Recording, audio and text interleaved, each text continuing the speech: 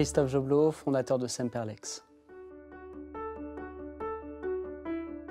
Mes conseils pour aborder au mieux les congés payés. Il faut rappeler déjà une règle évidente mais de base, c'est que c'est l'employeur qui a le dernier mot en matière de congés payés. C'est lui qui va décider. Il doit néanmoins se référer à ce que le cadre légal fixe comme critères, notamment la situation de famille du collaborateur, par exemple le fait qu'il soit avec des enfants, marié, si son conjoint travaille dans la même entreprise que ce dernier. Il y a également des critères d'ordre d'ancienneté ou encore la possibilité que le salarié ait plusieurs employeurs.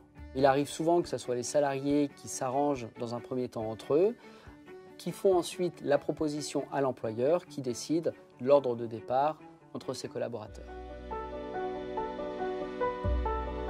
Alors les règles à respecter quand on part en congé payé, c'est déjà pendant la période estivale, le salarié a l'obligation de poser au minimum 2 semaines consécutives de congé payé et maximum 4 semaines entre le 1er mai et le 31 octobre. Il faut penser aussi aux salariés étrangers. Il faut qu'ils fassent une demande auprès de leur employeur pour pouvoir cumuler 2 années de congés payés, les poser d'une traite afin de rentrer chez eux voir leur famille.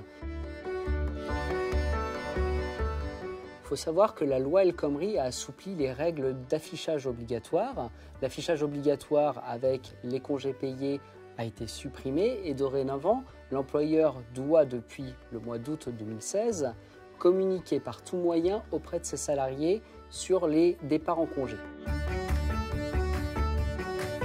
Mon conseil pour bien communiquer en termes de congés payés, c'est de faire une note de service qui récapitule l'ensemble des règles relatives aux congés payés, fixant les critères de départ et également répondant à toutes les questions que les collaborateurs peuvent se poser de manière récurrente chaque année, notamment sur les temps partiels, sur les droits acquis.